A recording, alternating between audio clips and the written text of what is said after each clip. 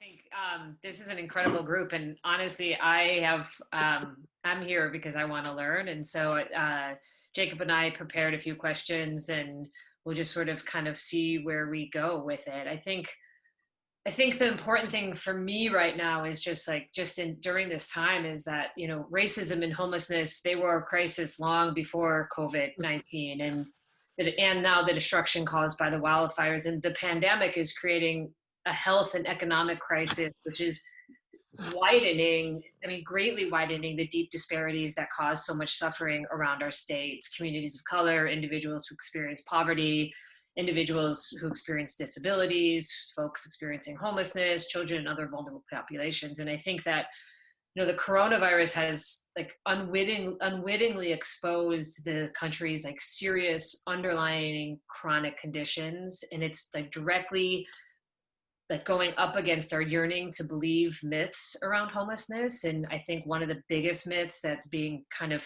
broken apart right now is that that homelessness is a choice. And I think what we're truly seeing is the result of years of systemic combative corruption of our systems and our souls. And the systemic and root causes of homelessness, I think it's important, even in leading this conversation, that we really recognize that that racism, a lack of affordable housing, the growing wealth and opportunity gaps, and limited or no access or the wrong kind of healthcare are really driving homelessness around our state and around our nation. And we know that housing specifically has been used as a weapon against people of color in America for centuries. And the massive disinvestment by the federal government in affordable housing programs, the rising cost of healthcare, the lack of adequate mental health care, ongoing racial discrimination, and then the just giant lack of leadership at a federal level has sent many people to the streets and is continuing to send many people to the streets. And now we've got this like massive like affordability problem, and we've got housing shortages, rising rents, sluggish wage increases, and for me, it's like this isn't just a local problem. It's not isolated in just our urban areas. And so I do want to make sure that we really talk about what's happening in the rural communities during this conversation as well. And this is a national disaster that's harming individuals, whether it's in rural, urban, suburban. We have made some progress, and so many folks in this room have done such incredible work, but I think we're facing a really big uphill battle right now with the housing shortages and the rising rents in our communities. And they seem to me to be kind of directly threatening progress. And so I kind of want to throw it to Jacob and just sort of ask a really big question, why is homelessness growing in Oregon? Thanks, Beth. In a second, I'm going to attempt to share just a couple slides from presentations that I've been involved in recently that just kind of talk about the supply side issue as it relates to housing. But before I toggle to that, I just wanted to share a little bit of perspective around how HUD and public housing have kind of evolved over time. Obviously, housing authorities were created in the 1940s across the nation, and quite frankly, the way the federal government invested into public housing at that time was incredibly racist and marginalized people of color across the nation. But the federal government was actually investing in housing for people with low incomes. That really continued through the 80s, and then it frankly stopped. So in the 80s, I think it was the late 80s, they created, they stopped building quote unquote public housing or federally subsidized housing. They pivoted to the Housing Choice Voucher Program. So that's a program that's continued to grow, also known as Section 8, if that's a more familiar term to you. But the importance of that was that there weren't real estate assets associated with the Housing Choice Voucher Program.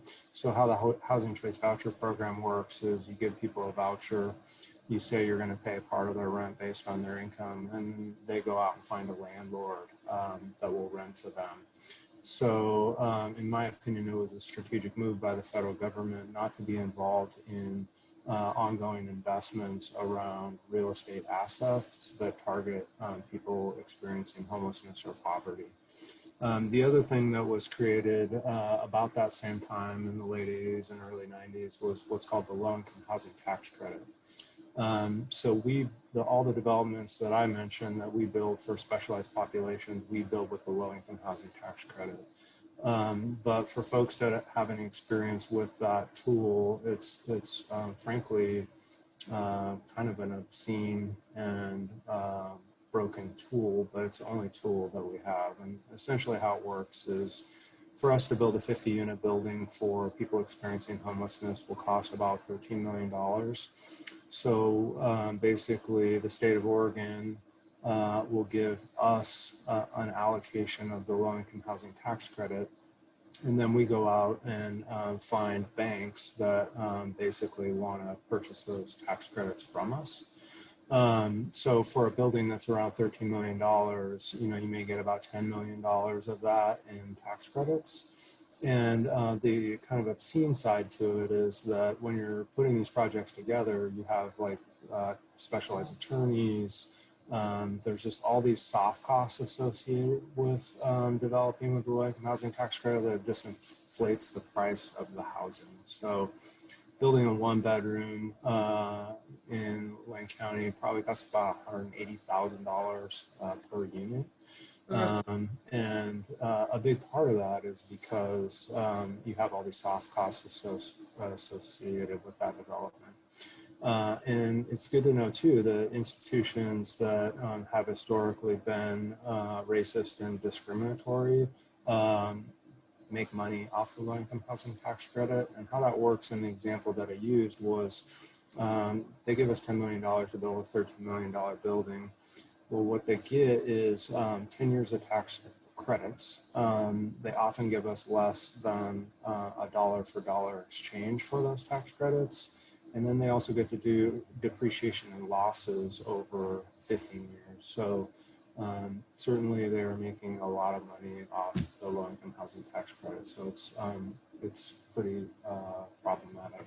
So I'm just attempt to share just a couple slides for kind of supply side context. One of these is from Rachel, the CEO of Central City Concern. I was recently in a presentation with her. Can you guys see this slide? Carol, you're the only person I can see. Can you give me a thumbs up that you can see this? Cool. All right.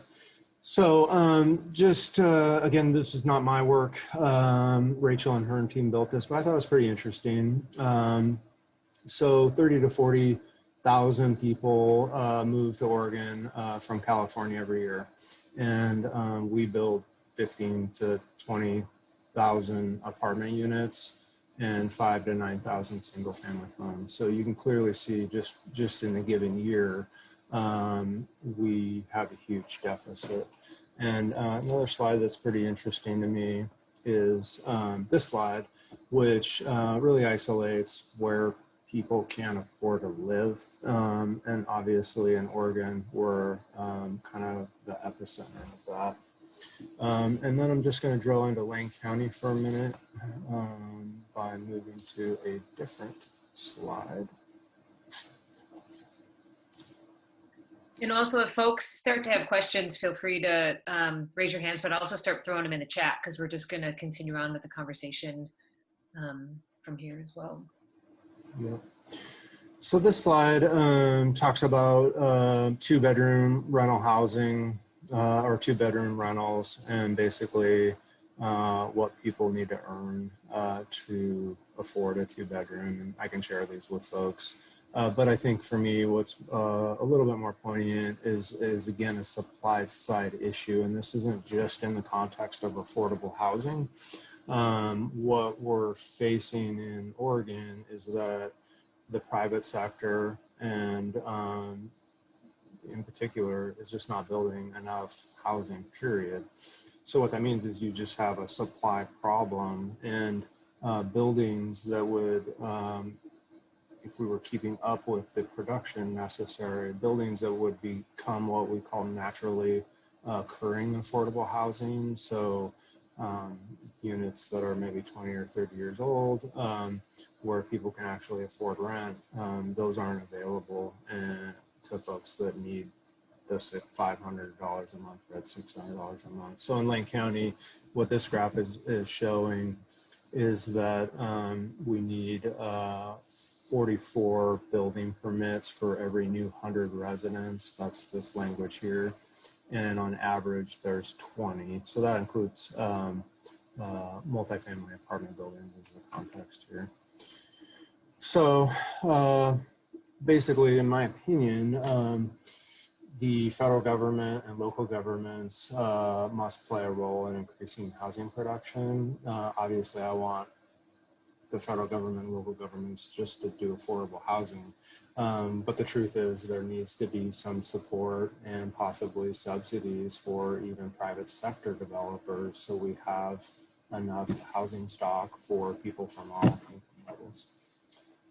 So I'll just pause there. I know there, like Brandy, you or others may have more expertise around general assistance and the mental health system, which definitely contributes to homelessness, but that's something I've heard a few times, but I'm not an expert enough to speak to it.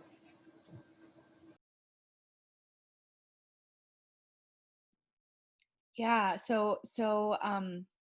you know, it's interesting because there are so many different systems that people who don't have homes have to try to access.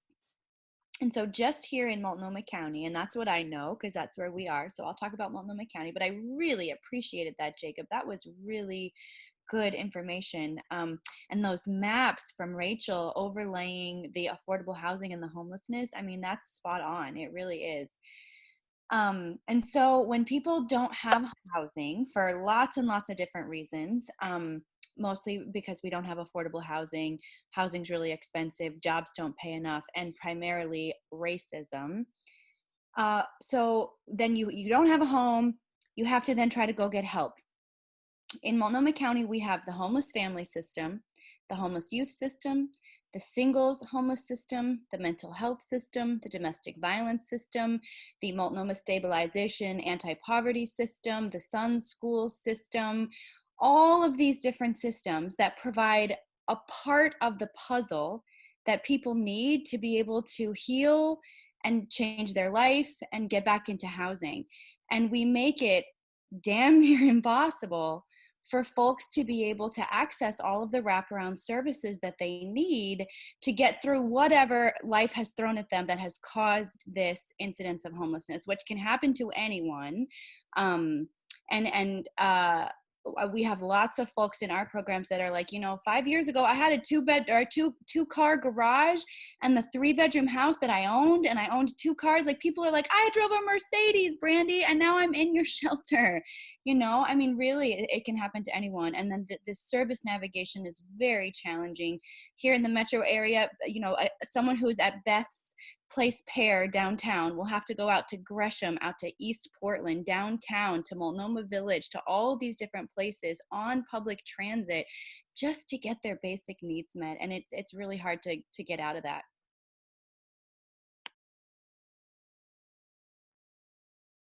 Yeah, thanks, Brandy. I really appreciate that. What are some other folks seeing right now?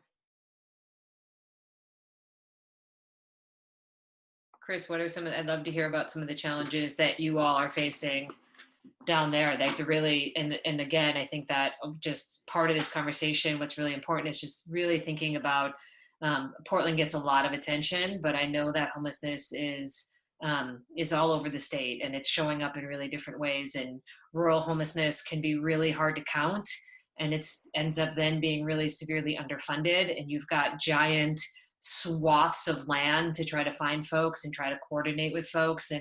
Um, I am just starting to sort of learn more and more about that, and was pretty eye-opening for me to think about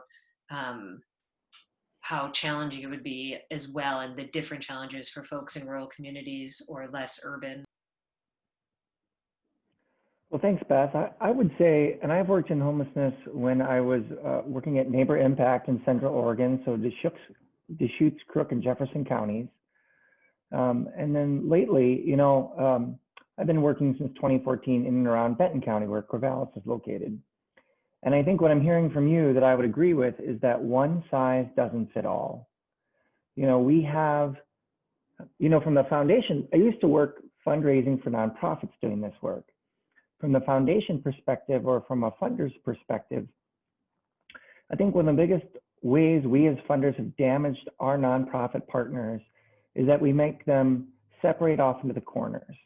And we tell them they have to work together, and we tell them that they shouldn't duplicate services, right? So we say, tell us what you do that's unique, and we'll fund a program. And then we say, but it can't be what someone else does.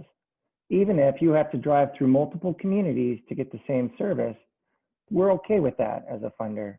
And then the third point is, we want to make sure you work together. But I'd argue that in the business world, no one ever asks McDonald's and Hardee's if they could source the same fries, right? And so somehow we've created a system of nonprofit funding mechanisms where we support people for doing things differently. And the challenge that puts our partners in is that then they can't collaborate and be effective. It can't happen naturally. But more importantly, we take away from them the ability to provide the services they really need. And that's been a very frustrating part of my current role, because the great people that we engage in leadership at foundations have this idea of philanthropy based off of the pre-80s large government investment in our communities. And they don't realize that what's been created since the 80s, which Jacob, I appreciate you mentioning that earlier, because that's where I really see the change in our social service structure throughout our country, is that we changed what might have been a safety net before, albeit terribly run and very racist, into today's safety lottery. And when people approach our partners and ask for help, they might be able to get that food that day, or they may not. They might have to go across town. We have a public system, like in Corvallis, we have a free public transportation system for people who can't afford or don't have public access. But you can't live in Southtown and go to the other part of town and work at the hospital, right? Because the bus to get you to work at 7 a.m. takes 90 minutes to get there. And to get home at 6 o'clock, it's another 90-minute ride home. And who's watching your kids as a working parent? So we've layered structures upon structures. And it's very frustrating because those decades of learning about how things are done really strip away the opportunity for us to help the people we're all trying to help so desperately. I guess I had a question for the group after my soapbox there. I was wondering if someone could educate me. I've only been in Oregon since 2010. One of the questions I have is, does our Oregon land use planning, does that inhibit us from creating affordable housing? I'm very fortunate that Emily, my wife, works at the city. She works in affordable housing. So we get all the good stuff in Corvallis and my role and her role. But I'm wondering if someone could help explain to me if the idea of creating very clustered cities and infilling those cities, if that has caused our housing to be much more expensive. It seems that way in Corvallis. I'm wondering what other people experience.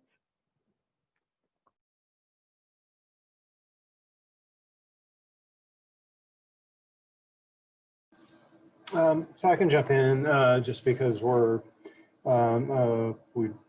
do a lot of real estate development focused on special populations, as we've talked about. I think there is still land available in Lane County in the metro area.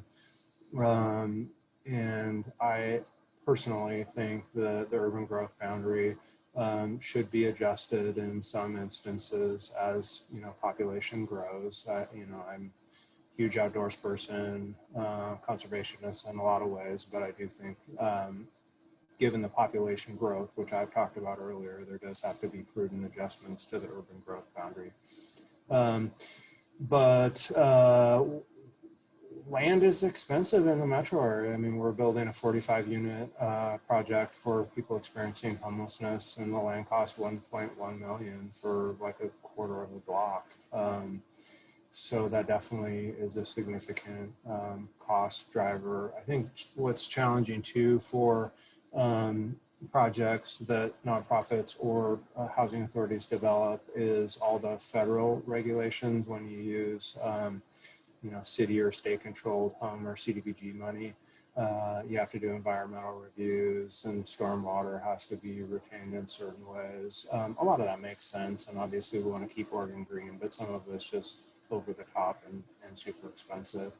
And I think that's where local jurisdictions, school districts, churches really need to get serious about availing land that they own or control. Churches in particular, and Carol, you probably have some awesome examples of how to do this. I mean, there's just a lot of land, and the number of people going to church is decreasing. And for me, there's just really a beautiful opportunity to partner. Also, our cities have really stepped up, and not our city, but our county, to find land that they own and basically donate that to affordable housing, which is huge. So, but Carol, I'd love to kind of that your experience in faith-based service to people experiencing homelessness. Can you hear me? You can, okay. With my erratic system. I'd say that churches definitely, and congregations definitely are becoming more aware of this, and we have just passed some important zoning changes in the city of Portland, and thank you commissioners and for doing this, that will facilitate that. We have several models that it's beginning to do that. Again, it's not going to solve the problem. The problem is so complex and so huge that you have to look at all the options, and that's one of the options. I think the question about the urban growth boundary is an interesting one. I'd be interested in how Portlanders would answer that, but I just know that California and Washington have the same problem that we do here in terms of homelessness and up and down the West Coast, and that the underlying issues kind of Beth laid out of the wealth inequity and the complexities probably, the urban growth boundary may be a tiny bit of an issue at times, but there are so many bigger issues that have caused this crisis that we're in, so. I'd love to jump in and address a little bit more about what I see from the Benton County perspective, if I may. One of the things that we really struggle with is that outside of the city of Corvallis, which is 2/3 of the population, the smaller towns, until very, very recently, haven't even been willing to admit that they have a problem. It's a negative perception issue. They don't want to admit it. It's very much a hidden issue. And of course, homelessness looks different in a rural area. It's much more often likely to be people doubling up or living in a car or a camper and parked on rural land. And it's harder to get services to those folks. So part of what we're doing right now is looking really hard at our system in Corvallis, and then looking at how we can get those services outward more as well. And since we don't do a real good job even in Corvallis, it's definitely a big lift. One of the other things that we are learning, looking at the data hard, is that we have really clear, and this is no surprise, of course, really clear racial and ethnic inequities, especially for our Black, Native American, and Pacific Islander populations, even in small Corvallis.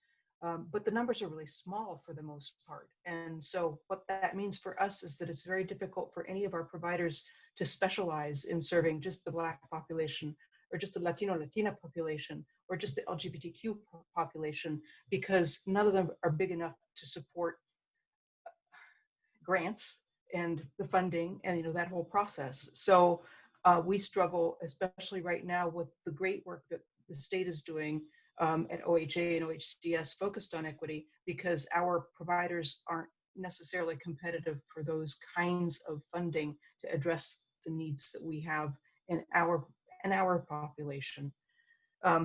So we're trying to figure out how to navigate that and how to partner with groups out of Portland or with the Siletz tribes, for instance, and to be able to work in a much more sensitive way, or to partner between organizations here. And that leads me to one of my next comments, and that's that here in Corvallis and Benton County, most of our nonprofits in this space are really low capacity. And that means, and they've relied for decades on the incredible generosity of community members and volunteers, most of whom are in the 60s and 70s. And in COVID, boom, of course, that whole volunteer workforce has dramatically diminished. It means that there's even less capacity to coordinate. And there's, we would love to have that no wrong door approach and a coordinated entry system. But that conversation, we've been chasing our tails around and around and around. And it's extremely difficult to get a handle on because no one group has it.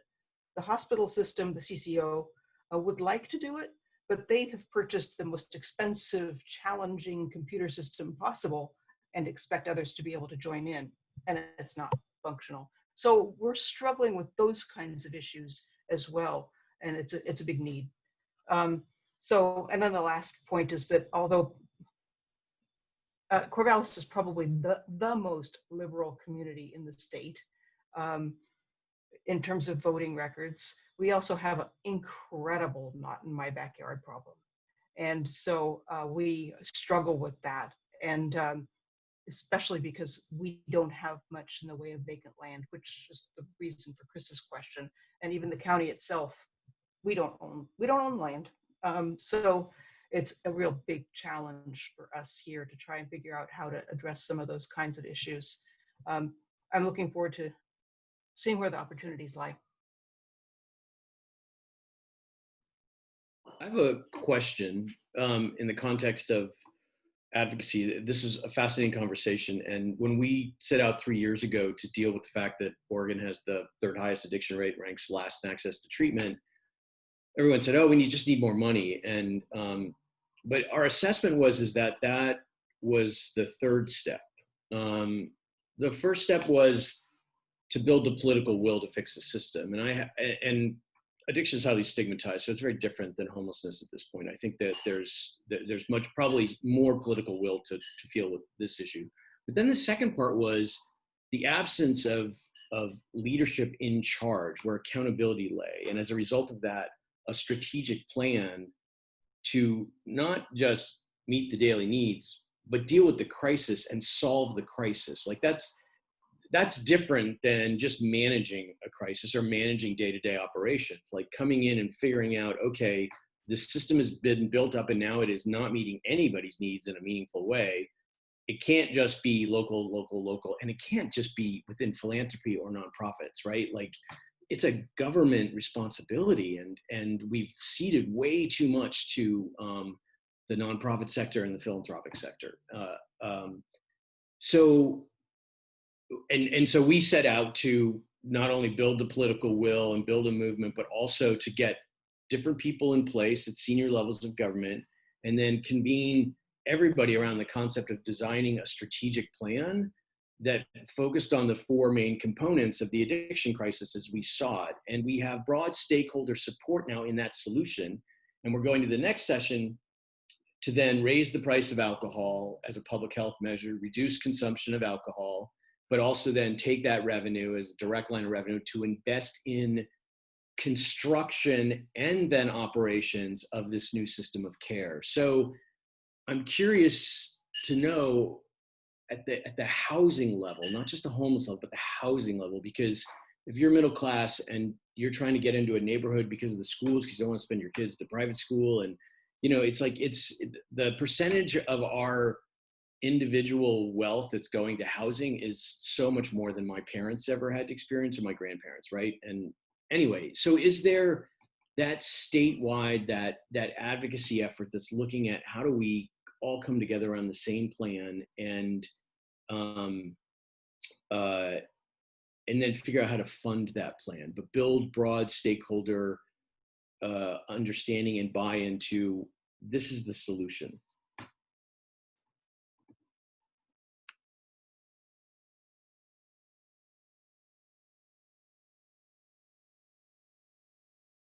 Well, I guess that's an answer to my question. I think it's really hard. I think it's partly because it's home is viewed so much as a local issue, and there's always this finger pointing about, oh, those are your people. Oh no, we're getting all these people from California. If you build it, they'll come and they'll swamp our services. And there's just, and maybe if we did have that integrated vision and plan at the statewide level, we'd be able to get around some of that.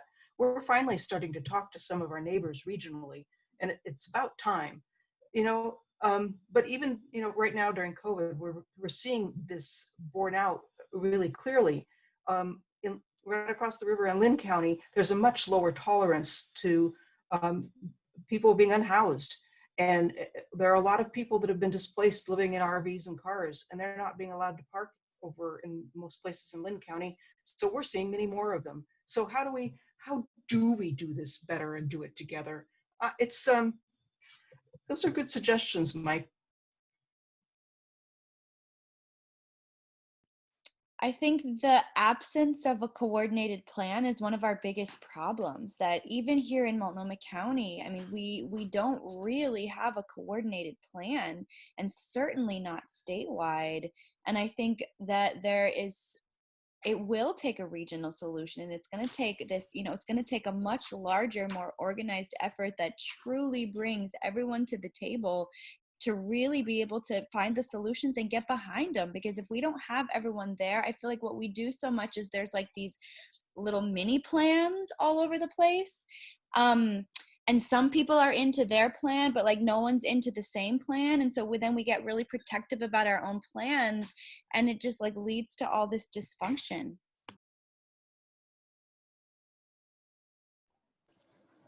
I guess my reaction to your very challenging question, Mike, is that,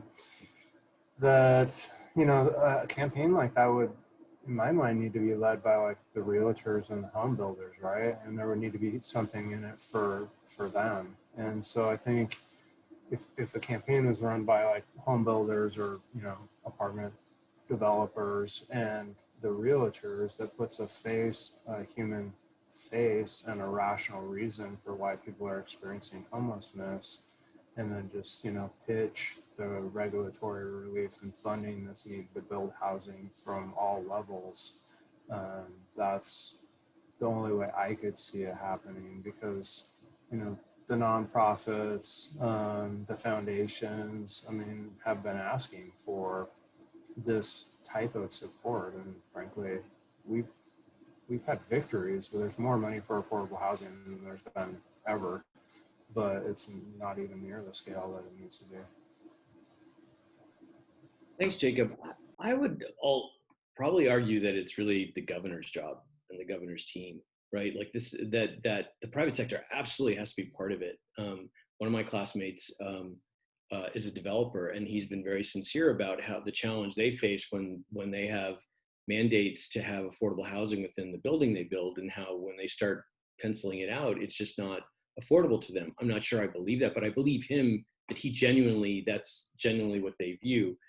And it just seems Oregon, and we've seen during the last 6 months, the employment office, the fire agency was completely underfunded for way too many years, and now is grappling with stuff. You know, that as a state, we don't set an expectation that the governor is the CEO, and we elect the right person to be that CEO. And I would say as advocates and as nonprofits, it's our job to define what is needed, but it's not our job to necessarily do it, let alone coordinate it.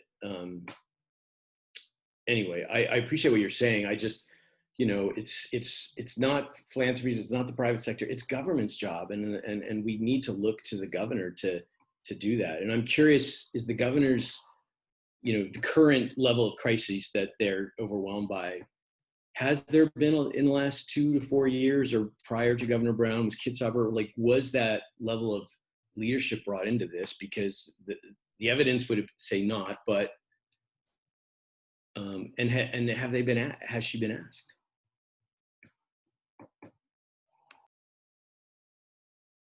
Those are really good questions, Mike, and I agree that something like this would need to come from the governor's office. And I have not seen that engagement in I've been here 13 years at PHFS, and we've been very intimately connected with the county and the city, and now the joint office this basically the whole time. And it's really left to the different counties, and all the different, many different counties have community actions, which, help coordinate that. Multnomah County is kind of this rogue thing that has this artificial separation, and now this trying to do it in the joint office. But no, I don't think the state has been there in the capacity that we need them. Yeah, Mike, it's super interesting because I think that one of the things that I've been personally thinking about is that we need a national housing justice movement, and at that large of a scale. So I agree that at a statewide level, like that is like definitely one place to put pressure right now. But I'm thinking like we need to provide massive ongoing investments in supporting the productions of millions and millions of housing units. We need rental assistance for vulnerable citizens at much greater degrees than we are even close to meeting right now. And we need protections, right? And we've seen some interesting, both state and local up here in Multnomah County protection and in the city for renters and homeowners. I mean, one of the things that strikes me is that, we were talking about the 80s and like the very purposeful disinvestment in public housing and housing programs, and that the HUD budget has never reached not even 50% of its 1978 budget when normalized for today's dollars. Like that has forced so many low income people to compete in a private housing market that's like Darwinian. It's absolutely impossible for them. And even being replaced by Section 8, it still has only moderately increased the stock in affordable housing. So I think that I don't have any answers. It's just, I appreciate the question a lot because it's definitely been, where I have been thinking. I work in like on a very local, very individual pairs of very relationship based, very about sort of like individual strengths and, and allowing people to find their power and to move through their homelessness. But I am personally getting so tired trying to watching young people grow and develop the skills to only just walk out my door and to meet still all of the structures that are keeping them in poverty and homelessness, like purposefully. And but I don't know. Let's do it. Watch out, Governor Brown. I'm in. I think the opportunity is at the state level today. I've been a part of reworking a couple of the 10-year homeless plans. Remember when that was a Bush administration piece, and I've been a part of those. And that's really brought it to local, in my opinion. Now, I think to Beth's earlier question, in Central Oregon, the public lands there are used by people experiencing homelessness to live in vast quantities.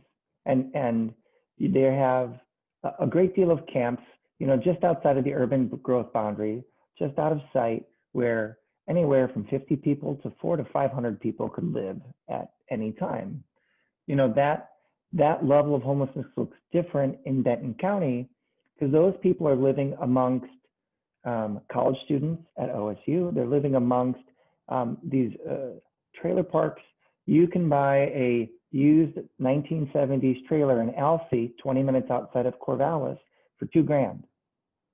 And it kind of works, and you can get a job to pay for that, and then you can't afford gas to make your way into Corvallis 20 minutes away to go to see a doctor or do those other services. So there's got to be a broad approach to address not just homelessness from the idea of affordable housing, but from the mental health component, the need for living wage jobs, the opportunity to invest in rural communities so there's a return to that tax base. So it's much more than our local communities have, but just from my view, the last 15 years has been really, well, there's a local solution, surely, but our state is very different in the different places it's at. And in other counties, this is handled with maybe more of a community approach to helping people experiencing homelessness instead of a nonprofit agency approach. So it looks very different in whatever part of the state we're in. I can't tell you how many families come to us at PHFS to their housing specialists and they say, I have a brilliant idea. How about you all? Because, you know, each family gets some rent assistance that we help them move back into housing. And we help them pay their deposit and things like that. And they say, my brilliant idea is, I found an RV on Craigslist for $1,800. Can you buy me this RV? And then it's only like $300 a month for the parking fee. And we did like 4 times. And every single time, like the families, they don't have the skills to upkeep a 1978 RV. I mean, it's just a mess, and it's so complicated. And I think, I don't know. So I was having this conversation. Well, I guess even when you look at the joint office here and you look at what they're trying to do, or the Metro just passed this big Here Together funding mechanism for services. So when you're trying to help folks get back into housing, there's actually 3 components. There's rapid rehousing, helping someone quickly move back into housing. There's rent assistance to help them stabilize. And then there's the services component. And so our metro area here just passed this like historic, supposed to bring in, you know, tons of millions of dollars a year to help with the services component, because we've really forgotten that piece in Oregon for a really long time, where we do the rapid rehousing and the rent assistance, but we don't have the services. And so I was talking to the Here Together people the other day, and there are all these metro, you know, implementation groups are forming and all this stuff's going on. And there's this idea that we could use this historic opportunity to change some systems. And all those systems I talked about earlier, the mental health and the criminal justice and the health and the workforce and all the different systems, we all have different coordinated access systems that you have to navigate and tell your story 13 to 15 different times just to get your basic needs met. And what if we used this funding mechanism to say, stop, we have to, before we just duplicate the problem, we're talking about doubling the Joint Office on Homeless Services budget from $80 to $160 million in a year. And how about we use this to coordinate some of these systems so that we don't continue to have this piecemeal approach where the wraparound services, like you mentioned, aren't being offered. And I was talking to Kendall Clausen from Grantmakers of Oregon and Southwest Washington the other day, who is just a dynamo if you have not met her. And there's a couple of folks in the metro area, these executive directors of such shelter organizations that are trying to push the county and the joint office to fund us at living wages.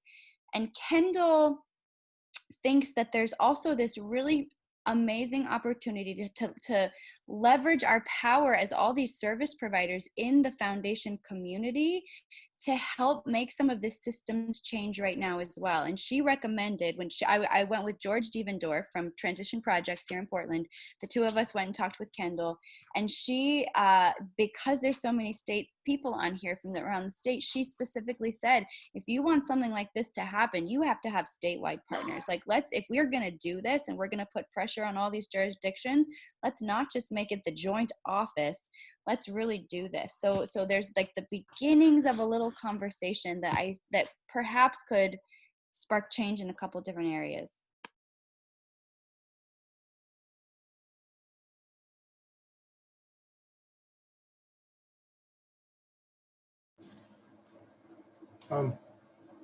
Mike, since we're in conversation, I'd just be interested in hearing a little bit more about the recovery network and sort of what that looks like and how it functions, because I don't know enough.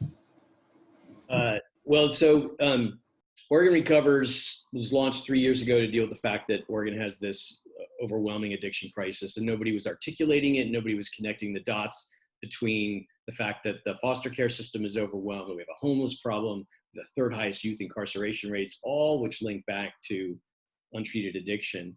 And so and the treatment providers, the healthcare companies, the workforce, and then people in recovery like myself had never come together to sort of build the power.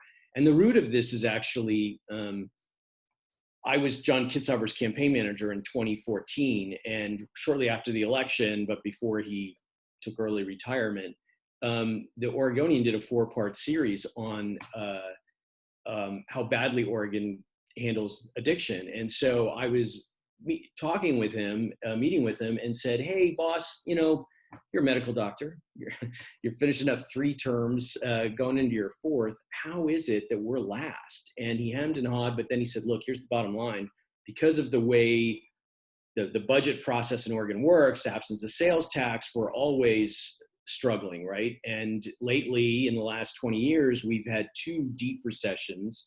So it takes us that much longer to climb out of recessions. And I've had every constituency group across the table from us, except I've never had people in recovery." And that makes sense, right? Because the 12-step system of recovery has been the primary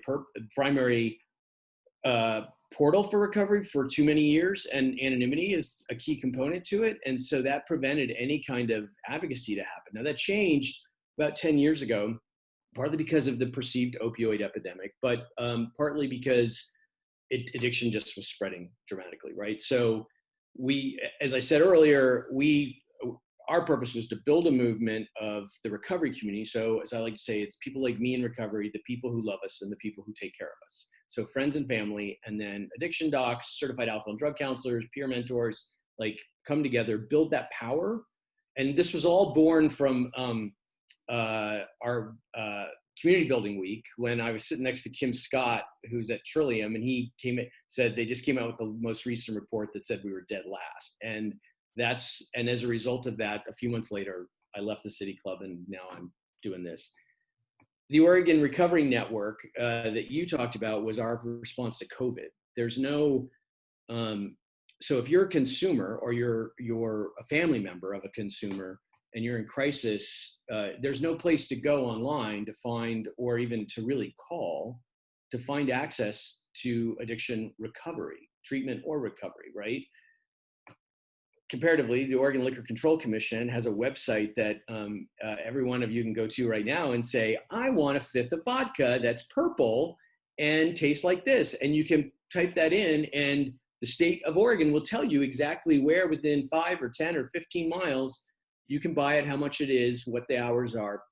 Nothing like that. And so when the governor was about to announce that the whole thing was, that we were closing down, that means AA meetings. That means Wellbriety meetings. That means one-on-one counseling sessions. That means your outpatient program at Kaiser. That means your yoga and recovery at your local recovery center, right?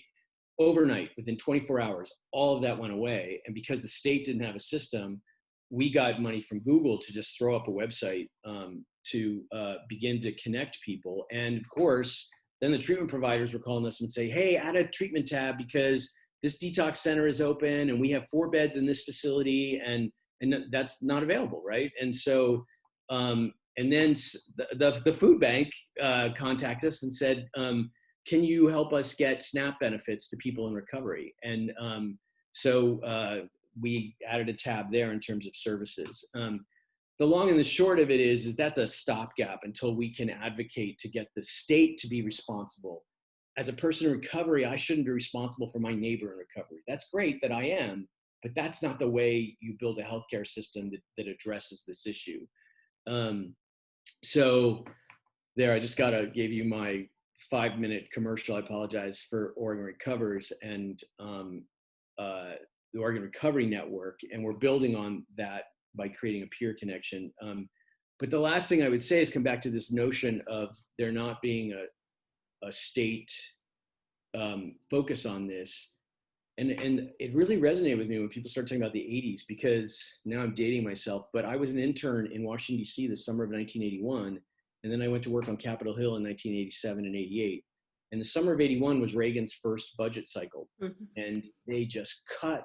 And he had been elected on an anti-government, anti-tax mantra. And that we have allowed that to build to the point. I was on a house party with Sarah Iaroni the other night. So it was all of Portland's biggest progressive leaders.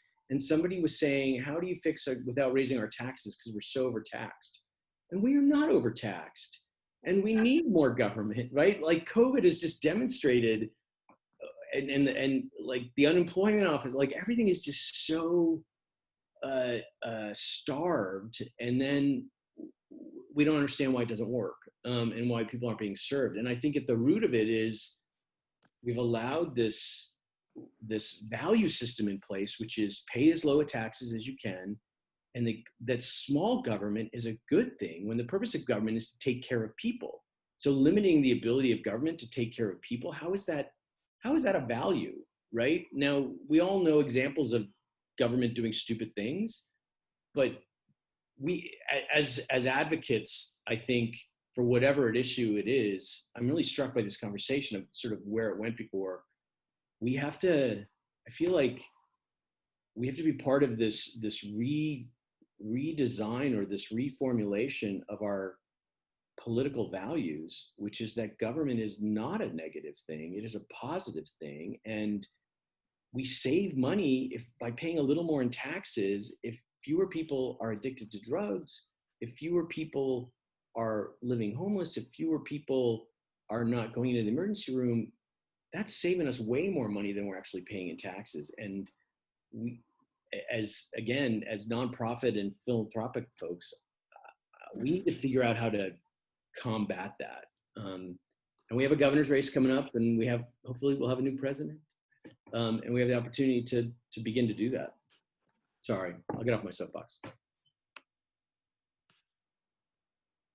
Can you hear me? Can you? Okay. Amen, Mike. Great. It's like you capture a lot. And I'm going to take you in a slightly different direction, I'm afraid, by what I'm going to ask you, because I'm so interested in this conversation. Back to the issue of kind of the statewide public will and political will, because I think political will, you have to start with the public will, which is where the Interfaith Alliance kind of got started last year. We definitely have always been focused on systemic issues and housing and rental assistance, and that's been our big thing. What we began to hear from really our own congregants is a feeling of hopelessness about homelessness and feeling of anger and frustration. You look at the surveys that have been done around Portland. I mean, they think the city's done nothing, basically. And feeling that if the public didn't see something being done while we built housing, while we built support services, that it could jeopardize the long-term goals of housing. And that's why we ended up really thinking, is there a value to looking at alternative villages and shelters? They're not ideal. They're not the answer that long-term housing is, but they can serve, as we've learned, an interim stability for persons, so that then when housing does become available, they're more ready for it because they've lived in a community or lived in something that's either self-managed or managed by, one of your nonprofits or something like that. So we've become interested in that, and we held a virtual forum on that. We had almost 200 people show up to this virtual forum in June, of lots of different nonprofits, lots of people who had the same concern.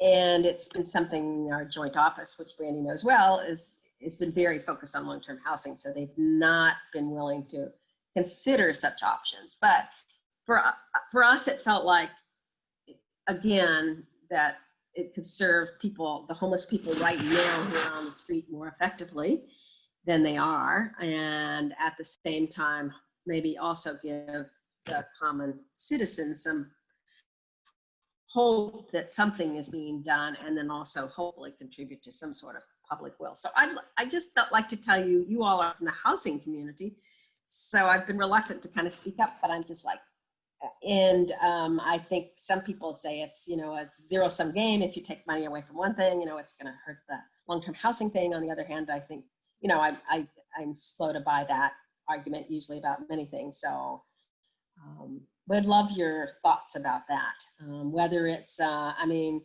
Benton County, you talked about, we don't have any program here in Multnomah County that allows vehicles to park safely. And Eugene, and just for myself, recently, just in the last couple of weeks, I've seen families who should be in Brandy's shelter living in their cars. And we have no service for them in Multnomah County. Vancouver has a program, I think, and Beaverton has such a program. So do you think we ought to be considering some of those programs for you and the houseless that really look at the long-term issues of housing. The way our Hope board here is looking at things is that we have to have the continuum. You can't just focus on the affordable housing end of things, and we can't depend on the housing authority to fix the problem from there. And we can't focus on emergency shelters only and act as if we're in continual crisis. This transitional housing is essential, and so we are focused on that in the community here. And I think this is the COVID silver lining for us. The COVID silver lining meant that our men's cold weather shelter shut down early and became a hygiene center. And the city chose not to post any violations for people camping anywhere around the city. Yeah. And the hygiene center itself, the fact that it existed, and the fact that meals were being provided there twice a day meant that it attracted most of the unhoused community to that geography, and they're not as widely distributed around town right now. So it's been an interesting experiment. It has, the first responders are not happy because there are a lot of fires just for warming at night, and they, especially with extreme fire danger, they became extremely concerned about that. There were some close calls in terms of people being harmed. And when you get lots of people that have addiction issues together and lots of other personal trauma in their history, there are fights. And so the police have also been called very regularly. So it's been a challenge, but yet it has led to more of a micro shelter emphasis. So churches are allowed now to have either 3 vehicles or 3 micro shelters on site, as long as they meet certain criteria. And one of those is a certain level of case management and then environmental health safeguards. So, and that is for us at the county, it's a temporary program. We're hoping to make it permanent. The city's is, I think, a little bit more permanent in nature. It's insufficient, but it's a start. And it's getting people in the community accustomed to that kind of transitional housing. And we're hoping to then grow it from there. Mm-hmm. I would add to Zan's great description, or not get people accustomed to it. You know, when you think about when we went to a mandatory close down earlier this year, the pandemic affected every Oregonian, right? And so I've worked in disaster areas for a better part of my career, and you can see how people are very involved in that disaster when it affects them personally or their family, right? And so we've had this problem in Corvallis long before I came here in 2014. But until it affects the people of wealth in our communities, it'll remain unaddressed, or the majority of our population, for a better word. So I like what someone said earlier, and I think it might have been Brandy, but certainly part of Mike's sentiment is the political will is important, but our communities will. So if our communities decide that homelessness is something they don't want, they will then take action. You know, and I think the government's role pre the Reagan administration to provide services to people in need, because there are always going to be people in need, is so important. But for our nonprofits and for the cultures that we create, that we're solving homelessness, but nonprofits were never designed to do that. That's the government's role. And so I think we as nonprofit leaders put so much on ourselves to solve challenges that aren't ours to solve, that it can keep us from creating discussions outside of our areas that other people can help us navigate. Zan has been amazing in our county, bringing real solutions to challenges faced by everyday people. And those people who are experiencing homelessness, who are shopping next to people in our community that don't even realize they're experiencing homelessness, is a testament to the work we're doing. But I think until the problem here becomes something that affects people in their everyday lives, in the pandemic, when we were raising money at the foundation, the day the mandate ended, within 2 days, the donations stopped. And they haven't started up again. We raised over $250,000 in 3 weeks We normally raise that kind of money in the course of 7 months, right? So this challenge that we're facing through homelessness has to be real for the majority of families in Oregon, and it's not. Just like people could have seen these wildfires coming for decades, but what have we done? So I love the discussion because I think the opportunity is in what we can do, not necessarily what we've been trying to do, but what we could do next. Yeah, and I think that's really insightful, Chris. And Carol, thinking about your question of like this idea of, do we need more villages? Do we need more things? Do we need more programs or transitional sites? You know, it's interesting as a person who just purchased, remodeled, and opened a brand new shelter for 100 people, that process taught us a lot about what kinds of conditions create a healthy shelter environment. And when anyone experiences stress, we have brain chemicals that are released in our brain that help us cope with that stress. And if it's positive stress, like Beth and Jacob facilitating this convening today, the brain releases chemicals that help us, you know, promote emotional regulation and critical thinking and logical thought and all those good things. But when it's negative stress, distress, the brain releases chemicals that put us into survival mode, that fight, flight, or freeze mode that leaves us literally unable to access our prefrontal cortex, the part of our brain that controls emotional regulation, critical thinking, thought, language, understanding, all those things. And so as Beth opened up, so homelessness, first of all, before we go there, homelessness is a kind of stress that releases these chemicals in the brain. These chemicals were designed to save us from lions and to help us raise our cars that are off of our children when they've been run over and all of these things. They're momentarily life-saving. But when you experience homelessness, these chemicals are released in your brain basically 24 hours a day, so that you don't have access to the human part of your brain ever. And it's not like if you just tried really hard, you could bring your brain back online, because it's a chemical reaction over which we have no control. And so we are, when you're experiencing homelessness, that like momentarily life-saving aspect of these chemicals it's not happening. It actually turns into a dysfunction of the brain, and the brain starts getting rewired in a way to always think that there's stress out there and to literally always be in this survival mode.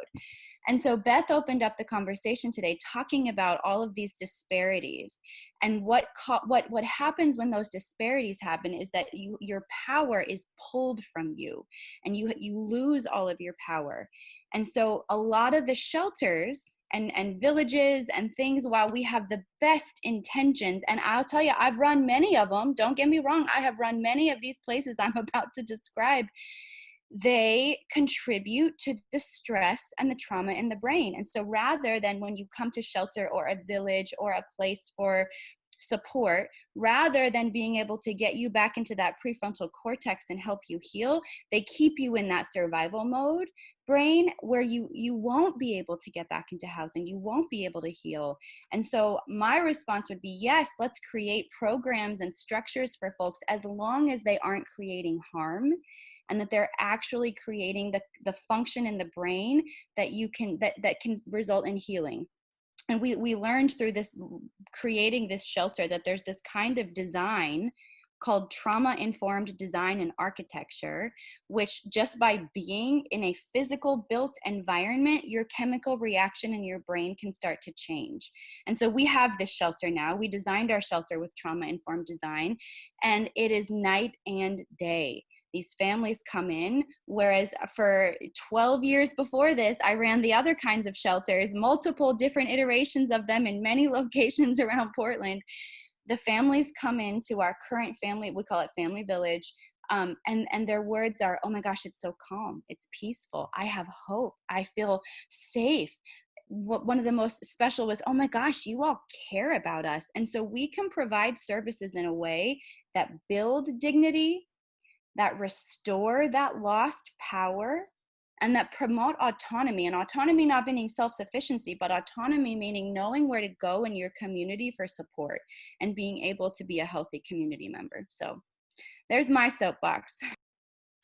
Yeah, Brandy, I appreciate that a lot. I was gonna also chime in and and really talk about, when we talk about folks experiencing homelessness and living in poverty, we often feel as if we give them tangible external answers, whether it's housing or a shelter or a parking lot to park their car, that we are bestowing upon them some sort of answer to their problems. And what I am like also really interested in, and if we were to ever really talk about like coordinated statewide efforts, like I want to know how we bring back the humanity. I want to know like how the arts play such a crucial role in so many of our lives. Like why we assume that people experiencing homelessness, that once we end their homelessness, that then their lives are complete, while all of us get to explore our lives. We get to genuinely, like literally lift ourselves up from higher things, like with beauty and travel and food and whatnot. And like I am like really curious, like sure, if we're gonna put people in a parking lot, it better be like, why not have it be like the nicest fucking parking lot in the world? It better have this wallpaper. I want it catered by all of the restaurants out of business right now, and I want it to be, I really want to talk about dignity and humanity as we carry these conversations, and that it's not about like us as providers, but like bringing services to, but it's us creating a community where everybody, as Brandy, as you said, where everybody has power and restoration and healing, including us, right? Because we all come to this work deeply wounded. We all are. I mean, and like, I know for me that like being at Pear day in and day out, like where some people get really burned out doing this work, I've used Pear as a place to like really challenge myself to like personally grow. And it's definitely by being in community with young people and by not being, not feeling as if I have the power to change their lives and understanding only the power to change my own life. That has like critically brought me to a place of where I still love this work. 22 years later, I'm still phenomenally energized. I'm not burnt out. And I think this goes, Carol, a little bit to your question as well. Like, how do we create a public awareness campaign that sees people in those tents as human beings? And like, in Portland, and I'm sure other places, like they're already, when the sweeping stopped, we've seen that people can create their own communities. And we've seen that we could, and I'm also curious in like, we've started to do outreach, which is something I never thought we'd do. This was a COVID response to go find our young people. And what it's showing us is like, when we bring community and energy and love into the camps, that already is like one step closer to getting people connected to actually leave the camps and go receive services. We somehow have this belief if we nurture people in the situations they're in, that they're going to want to stay there. Nobody fucking wants to stay there. Nobody wants to be homeless. Like, I think that could be our theme song, but I appreciate this conversation a ton. I will, before it ends, and I know I want to respect everyone's time, there's 5 minutes left. One thing that I'm really personally curious about and deeply struggling is that we know that it's estimated right now that 30 to 40 million people in the US are at risk of eviction due to the pandemic. I saw a study that said 125,000 to 176,000 households in Oregon alone are at risk of losing their place where they currently live. We know that and outside of that, we know renters are straddled between natural disasters. We've got economic meltdowns, mass unemployment, a pandemic. We're creating these emerging crises of millions of people who are now housing insecure. I know that there's a moratorium on eviction. My question for folks is, and I don't think we can answer it in the limited time, but is can we fix the disastrous housing crisis and prevent a spike in overall homeless right now within the next year? And has anyone seen strategies? Like, if we're talking about people being, the general public being struggling so hard with homelessness right now, what is about to happen when we see these influxes that may even take a couple years, because we know people's safety networks, right? So that's, yes, yeah, Brandy, I appreciate that. Yeah, prevention. And what are we doing to prevent this possible mass wave? Any thoughts? And we have forest fire evacuees that have lost their homes on top of that. So no, I think that we're going to be at a point where a lot of people will understand what it means to be unhoused. And it maybe will be enough to change some of the political will. But it's really frightening. I don't have a good answer other than it's all fueled by the budget issues and the perception amongst policymakers that they're going to have to cut. And what I'm struck by, and you know, we were never going to get it from the dumpster fire in DC, but the country's never gone through something like this, and yet no one has called us to service.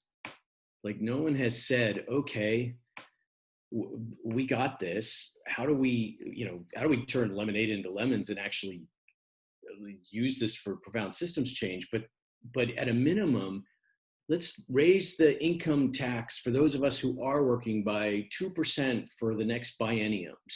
That's a COVID fund. Like, let's not. The governor was using a line item veto last week to cut, I think, $58 million out of a $10 billion budget or something like that. It wasn't meaningful. It wasn't. And she when it came to early release in the prison where we've got 14,000 inmates, she agreed to release 56 of them, I think. Like, it wasn't, we're not doing meaningful things. And sorry about the dogs. And so, like, how do we collectively, and by we, I even mean ALF, because we're an amazing network, meet with the governor and just say, hey, let's stop thinking about the next step up. Let's think about the next 10 steps up. And how do we, and we're there with you, but we need you to be the leader, or we need someone to be the leader.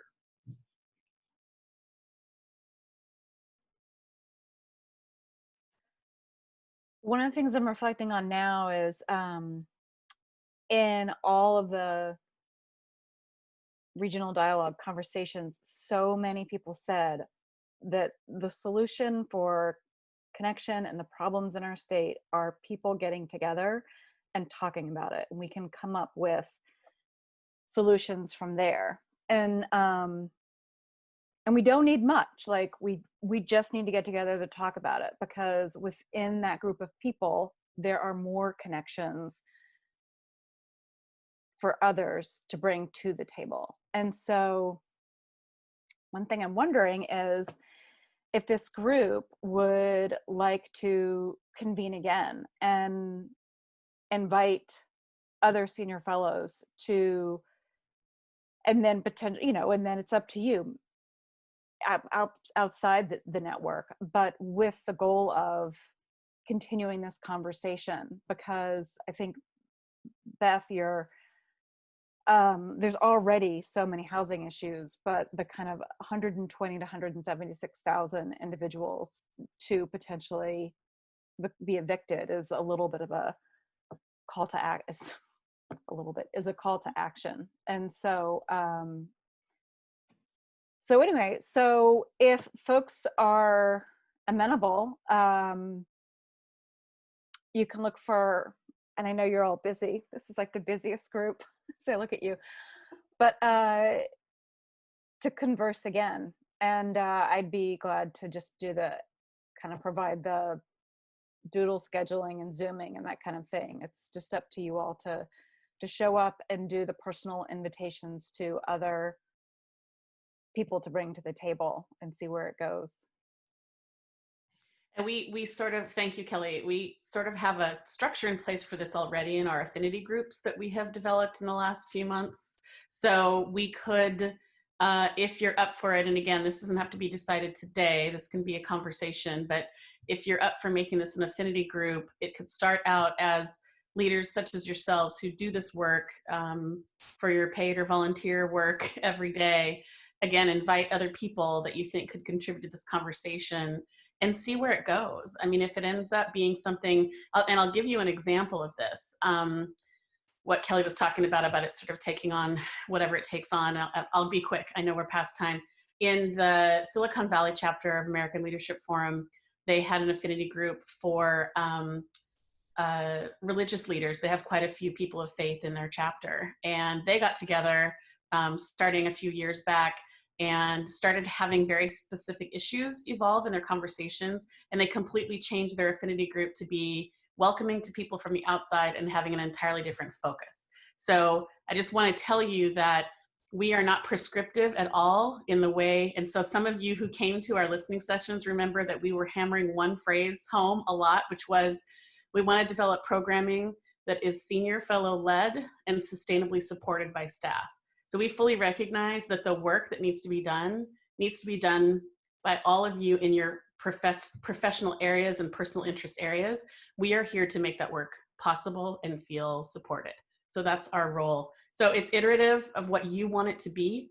But I was overwhelmed at the power and conviction in this conversation. So Kelly and I have been chatting about this in the background to make that support available to you. So I'm really excited that there's energy around continuing to convene and looking at the fact that we have elected officials, philanthropy leaders, nonprofit leaders, all in one place. There's real power in that. And this, to me, honestly, is like the inspiration behind why I love my job. So thank you.